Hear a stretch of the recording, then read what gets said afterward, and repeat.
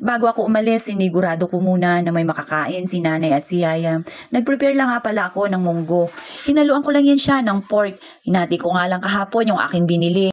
Na hinalo ko rin doon sa patola at miswa. Ngayon naman ang aking lulutuin.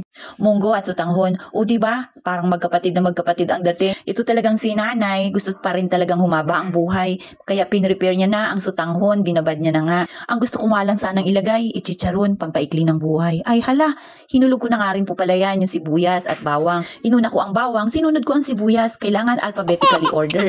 Sinunod ko na rin ang karne. Sinangkutsa ko lang siya konti para mabilis. Niliguan ko na rin yan siya ng sabaw. Dinamihan ko na nga ang sabaw para makapag-swimming din sila. Isa pang purpose niyan para makahigop din si Yaya hanggang tanghalian na yan. Hinulog ko na rin ang munggo na aking pinalambot kaninang madaling araw.